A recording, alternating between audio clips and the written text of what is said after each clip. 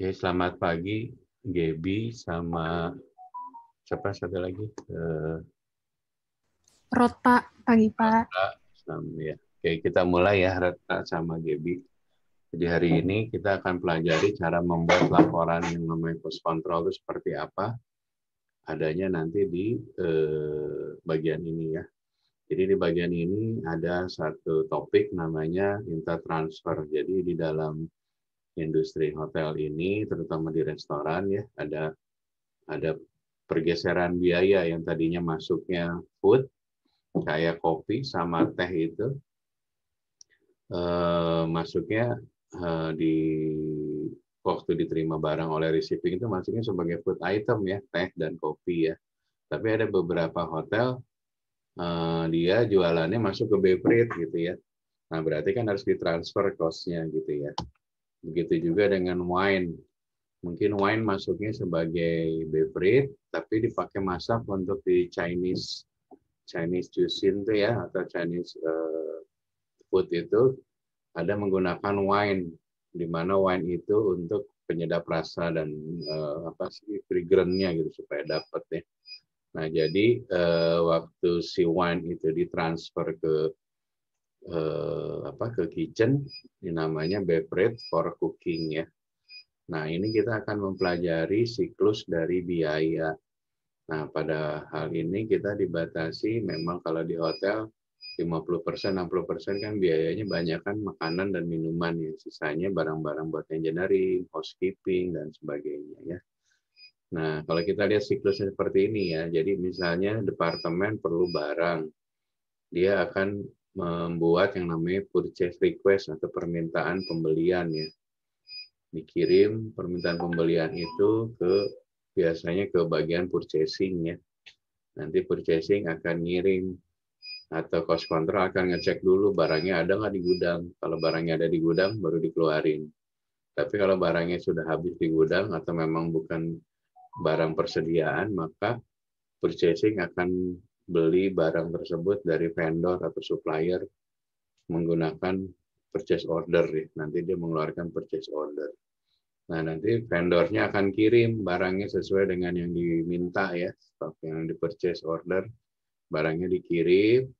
Nah, masuknya bisa langsung ke gudang, bisa masuk ke departemen lain seperti kitchen dan engineering, barangnya housekeeping, semuanya bisa langsung masuk atau memang masuk ke gudang dulu ya. Jadi ini adalah siklus dari proses pembelian barang di hotel atau di restoran ya. Jadi semua departemen perlu barang, dia bikin PR, purchase request ke baik ke cost control ataupun ke purchasing. Nanti cost control ngecek kalau barangnya ada, di gudang dikeluarkan. Tapi kalau nggak ada, maka timbul PR ya. Nah, ini pembukuannya nanti di sistem di General Ledger. Sampai di sini ada yang ditanya, Gaby atau Rata? Ada yang mau tanya, Gaby rata-rata? Belum, Pak. Belum Pak. Oke, kita lanjut. Nah, ini organization structure di hotel ya. Kita bisa lihat nih cost control ini levelnya umumnya sih supervisor ya. Tapi kalau hotel besar kayak Shangri-La di Jakarta, Hotel Mulia, cost control ini levelnya manager. Cuman kalau hotel-hotel lain mungkin levelnya supervisor. Jadi dia kerjanya sama seperti general kasir, income, purchasing. Dia menjadi supervisor di bawah chief accounting atau financial controller ya. Kita lanjut. Nah ini kalau kamu nanti misalnya belajar atau praktek kalau di hotel kan di kampus pakai Excel ya. Tapi kalau di industri banyak menggunakan namanya Opera atau Fidelio. Ini yang umum digunakan di hotel-hotel ya nama sistemnya. Nah, semua pembelian barang, pengorderan barang itu udah tidak manual lagi kalau hotel-hotel sudah besar ya. Dia akan menggunakan sistem, biasanya disebut sistemnya ada yang nyebutnya inventory system atau procurement. Procurement itu pembelian atau purchasing. Nah, kebetulan ini programnya dari Microsoft Fidelio ya, sekarang Opera. Jadi nanti kalau kamu jadi departemen head, jadi supervisor, misalnya mau perlu barang itu, kamu masuk ke sistem. Misalnya ini sistemnya Fidelio ya, jadi kita mau request barang. Nah, di sini ada request barang, ada terima barang, jadi satu sistem semuanya. Nah, sistem ini akan menghitung barang yang akan masuk, harganya, kuantitasnya, dan sebagainya ya. Nah, misalnya hari ini kita mengorder barang. Ya. Ini misalnya contohnya departemennya mungkin kitchen ya, kita kitchen ngorder chicken liver fresh dan chicken gizzard fresh. Kuantitinya ini 9,6 sama 9,5. Nah, di sini akan muncul harganya. Harganya itu muncul biasanya harga yang terakhir kita beli adalah harga yang last price ya. Jadi misalnya minggu lalu udah beli ini harganya segini, maka muncul akan harganya segini.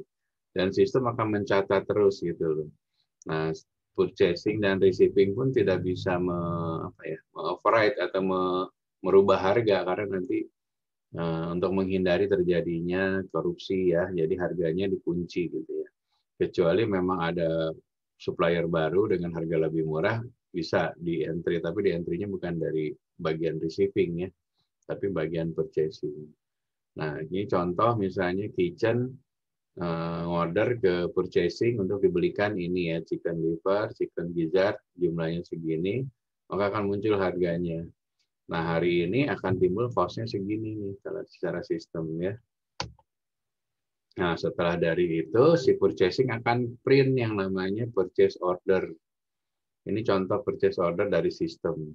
Tadi kan yang di-ordernya chicken liver sama chicken gizzard ya, harganya, kuantitinya akan muncul di PO sesuai dengan yang di-request di sini ya.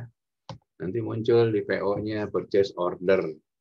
Purchase order dan juga untuk receiving ya. Nah, si purchasing akan kirim ke suppliernya. Ini suppliernya misalnya Amanah Makmur.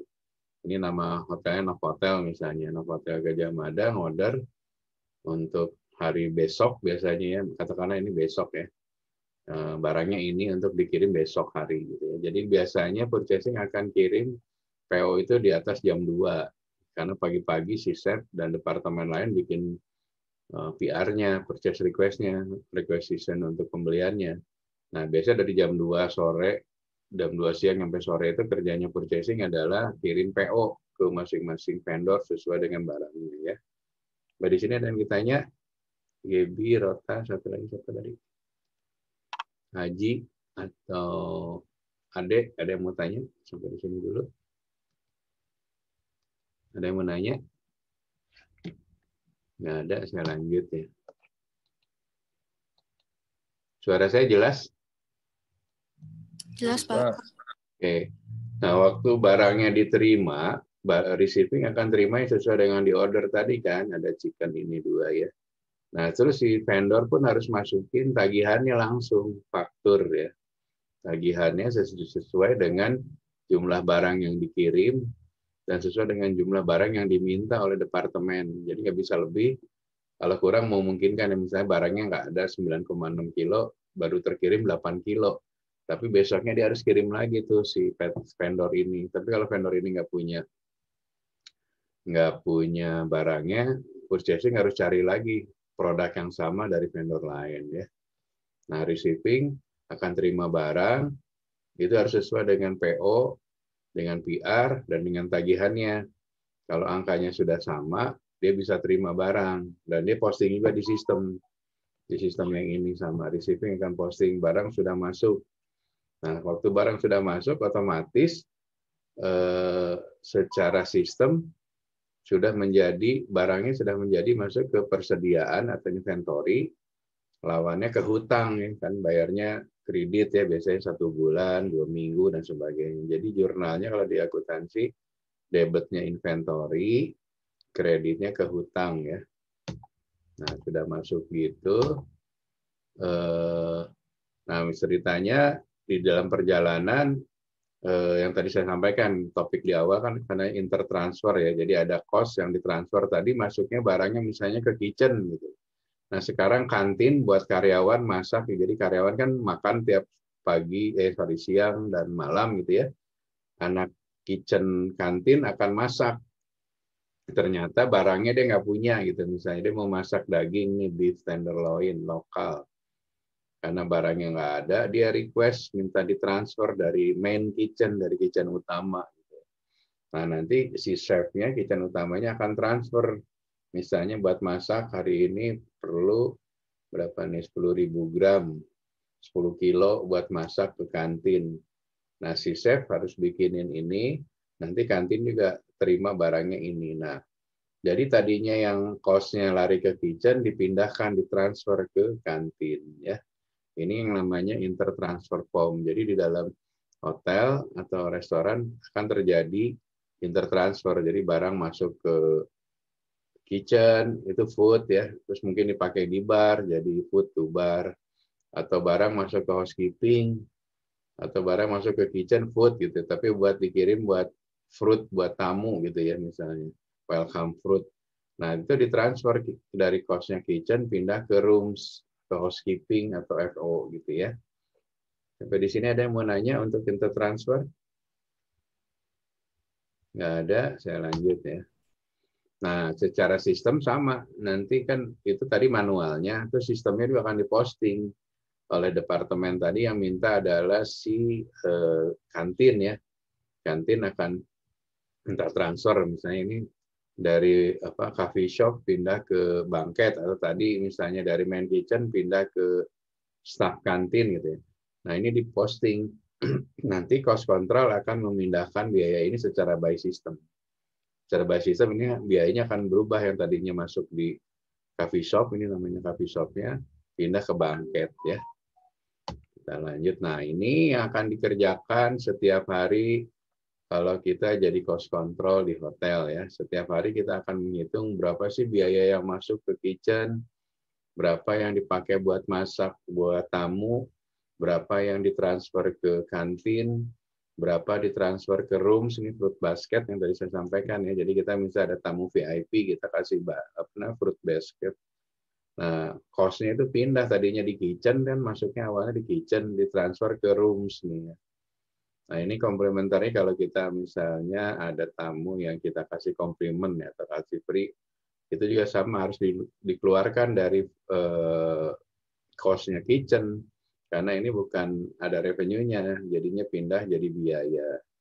Begitu juga kalau GM, misalnya kepala departemen kan, misalnya dia punya entitle makan di restoran gitu ya, di coffee shop. Nah, waktu dia makan, dia cukup tanda tangan menggunakan bill-nya officer check. Nah, ini juga harus dikeluarkan karena nggak ada revenue-nya, kan ini cost-nya dikeluarkan gitu ya. Maka kalau kita dari hari ke hari menghitung biaya, jadi akan fluktuasi, namanya flash ya. Flash itu naik turun gitu ya. Jadi tanggal 1 misal hari ini, hari pertama cost-nya 62, besok 60. Itu kenapa naik turun? Karena sesuai dengan barang yang dibeli sama revenue-nya. Atau bisa kejadian yang saya sempat sampaikan dulu, misalnya ada wedding di hari kelima nih, tapi belanjanya barangnya udah mulai dari hari pertama. Jadi cost-nya masuk di hari pertama sampai hari ketiga, tapi revenue-nya akan muncul di hari kelima. Nah, makanya pada saat barangnya masuk, cost-nya tinggi. Pada saat terjadi wedding-nya, revenue-nya masuk, cost-nya menjadi rendah. Nah, ini adalah kerjanya cost control.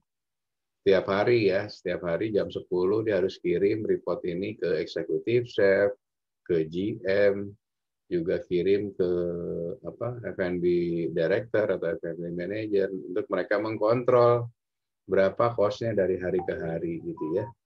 Dengan ketahui cost-nya ini, kita bisa mengantisipasi ya, misalnya cost-nya kayak ini ketinggian, tapi pas month to date-nya atau week di akhir minggunya cost-nya ternyata back to normal ke 31 gitu ya.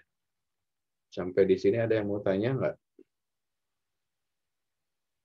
Ada yang mau tanya? Kalau nggak ada, saya lanjut ya. Jadi ini cara membuat dari flash food cost. Nanti tolong dipelajarin. Ini cara membuatnya. Jadi barang yang hari ini masuk ke kitchen, totalnya segini, dikurangi dengan barang yang dipakai di departemen lain yang tidak ada revenue-nya, maka inilah cost-nya hari ini. Terus revenue hari ini jadi cost dibagi revenue, cost-nya segini. Tiap hari kita record sampai dengan kita dapat di akhir bulan atau akhir minggu. Totalnya 31,59%. Oke, sampai di sini ada yang tanya, ini adalah pekerjaan utama seorang cost control ya. Jadi setiap hari dia membuat yang namanya daily flash food cost, dia bikin juga daily flash beverage cost, dan yang terakhir di akhir bulan dia bikin monthly food cost report gitu ya. Nah ini yang perlu disampaikan ini digunakan untuk mengkontrol apa namanya biaya baik yang masuk atau yang terjadi maupun biaya atau barang-barang yang tidak digunakan. Jadi kita ketahuan itu tiba-tiba kenapa food cost-nya tinggi. Bisa jadi tadi ya revenue-nya mungkin belum ada, atau bisa jadi belanjanya kebanyakan, tapi nggak ada revenue, nggak ada event, nggak ada wedding, gitu segala macam ya. Oke, ada yang tanya sampai di sini? Oh, berarti ini cost controller mereka dapat data dari apa? Dari departemen masing-masing dong, apa yang udah di spend. Betul, tapi kalau di hotel sudah menggunakan sistem dia akan otomatis. Jadi misalnya departemen housekeeping perlu barang gitu ya, dia cukup posting tadi di sistem yang tadi yang saya bilang Fidelio itu. Nah, misalnya departemen housekeeping perlu sugar sachet gitu ya buat di kamar gitu ya. Sugar itu masuknya ke main kitchen sebagai food gitu ya. Nah, dia akan request tuh ke gudang, bagian gudang. Misalnya sugar sachet minta 10 box gitu buat housekeeping. Nah, nanti si departemen itu akan lihat berapa stok di gudang. Terus si orang store-nya akan lihat kalau stoknya masih ada, barangnya dikeluarin tuh. Nah, nanti secara sistem biayanya langsung terposting ke housekeeping. 10 box sugar sachet misalnya harganya 1 juta gitu. Jadi biaya masuk ke rooms di housekeeping. Jadi kalau sugar sachet kan masuk ke gas supply ya. Jadi room gas supply expand 1 juta debit biayanya, lawannya mengurangi persediaan barang yang ada di gudang, di main store gitu. Ada lagi yang mau tanya? Nah, ini kan tadi kan terakhir bilang ini yang 38.000 kan harga terakhir ya. Benar ini. Yang dibeli. Kalau misalkan ada perubahan harga, penurunan atau penaikan dari supplier, kalau ada perubahan harga, si purchasing yang rubah, bikin amandemen, yang nggak boleh si receiving. Kalau receiving, dia udah hard coded ke kunci gitu. Nah misalnya, memang setiap bulan itu purchasing diminta untuk melakukan inisiatif kira-kira punya nggak vendor lagi yang lebih murah gitu ya. Dia harus setiap bulan cari lagi vendor yang lebih murah. Katakanlah ada lebih murah, nah dia harus masukkan dulu ke sistem dan harus tanya dulu ke departemen yang usernya ya. Ini misalnya ke si chef, saya punya vendor baru nih, harganya lebih murah, biasanya 38.000, ini 35.000. Harga murah oke, tapi produk kualitasnya gimana nih gitu ya. Nah biasanya kalau barang-barangnya kitchen, itu sampelnya dikirim dulu ke chef, nanti chef akan dicek gitu ya.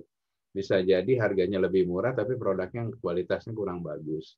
Nah, katakanlah harganya lebih murah, produknya bagus, baru si purchasing akan bikin amandemen, terus dia akan ngorder ke vendor yang baru yang harganya 35.000 gitu. Jadi harus melalui prosedurnya itu ya. Gitu. Siapa tadi yang nanya? Saya nggak ngeliat namanya. Ade, gitu deh. Jadi secara sistem sekarang kita sudah menggunakan by system. Jadi apalagi sekarang kondisi sekarang kan tidak menggunakan paper karena menghindari COVID dan sebagainya, semuanya by system. Jadi setiap pagi itu cost control akan ngecek departemen mana yang request barang, terus store juga akan ngecek departemen mana yang hari ini harus barangnya dikeluarin, receiving juga harus ngecek hari ini mau menerima barang apa aja. Jadi semuanya udah all by system gitu ya. Nah, cuman akan terjadi nanti selisih biasanya. Di gudang tertulis 10 by system gitu ya, tapi ternyata actualnya fisiknya cuma ada 8, berarti ada outstanding 2 bisa jadi 2 itu pernah di order tapi karena buru-buru kitchen dia main ngambil gitu langsung ke gudang, requestnya belum. Itu yang terjadi di industri seperti itu. Tapi biasanya kita minta tolong untuk segera dibuatkan apa namanya orderannya gitu loh, by system ya, supaya angkanya ketemu blok gitu. Oke, ada lagi yang mau tanya selain Ade? Ada yang mau tanya? Saya Pak, coba di slide terakhir tadi Pak. Apa? Di slide terakhir. Oke, bentar.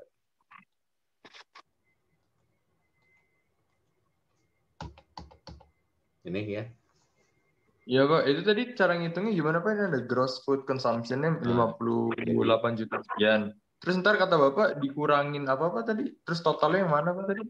Jadi kan gross food consumption ini adalah barang yang hari ini disiapin oleh kitchen, dibeli atau dimasak ya kalau direct costing ya. Kalau barangnya kan langsung masuk ke kitchen nih. Misalnya hari ini belanja beras, belanja daging, belanja ini totalnya ini misalnya 58 juta ya. Hari ini si kitchen ngorder barang untuk dimasak 58 juta. Tapi dari 58 juta ini nggak semuanya masak buat kitchen, karena sebagian ada yang ditransfer ke bar, misalnya buat garnish ya. Ada si bar minta apa sih namanya, orange juice, minta tomat untuk apa namanya, untuk dipakai garnish atau dipakai jus ya. Jadi ini ditransfer ke bar. Ini harus dikurangin karena ini nggak revenue-nya nggak masuk ke food, nanti masuknya ke beverage kan ya, yang food to bar ini. Terus hari ini staf kantin juga masak. Tadi kan request transfer gitu ya. Hari ini transfer 5 juta, misalnya minta apa bahan-bahan beras, telur atau kangkung segala macam lah gitu dari kitchen. Nah, ini ditransfer lagi ke employee ke kantin sejumlah ini. Nah, ini harus kita kurangkan karena ini tidak ada revenue-nya. Ini kan buat makan karyawan ya. Ini juga buat tamu, misalnya ada VIP kita ngasih apa namanya fruit basket. Nah, itu ditransfer yang tadinya biayanya masuk ke kitchen, buah-buahan itu masuk ke kitchen, kita transfer ke rooms atau housekeeping, menjadi biayanya housekeeping gitu. Nah, total dari ini itu ada yang mengkreditkan food, yang mengurangi food cost ya. Jadi ini total 60 juta, dikurangin yang bukan, yang ditransfer ke sana ke sini, 10 juta, maka food cost hari ini adalah 49 juta. Nah, hari ini terjadi penjualan, revenue-nya dapat 78 juta. Maka cost-nya 49 dibagi 78. Nah, dari hari ke hari kita sama melakukan ini gitu ya. Nah, nanti akumulasinya di akhir bulan atau akhir minggu, kan tadi ini naik turun nih ya. Yang seperti saya sampaikan, cost-nya bisa naik, bisa turun. Oh, ternyata di sini dia belanja banyak karena mau ada wedding di sini. Atau ada meeting di hari kelima. Jadi belanjanya banyak nih di sini. Nah, coba kalau lihat di sini, belanjanya kurang, tapi revenue-nya besar. Begitu. Ya, siapa tadi yang nanya? Ya Pak, jelas Pak, makasih Pak. Jelas ya. Oke, ada lagi yang tanya lagi? Oke, kalau nggak ada, saya akhiri. Kita ketemu lagi minggu depan ya. Terima kasih dan salam sehat. Makasih, Pak. Thank you. Makasih Pak. Makasih, Pak. Oke.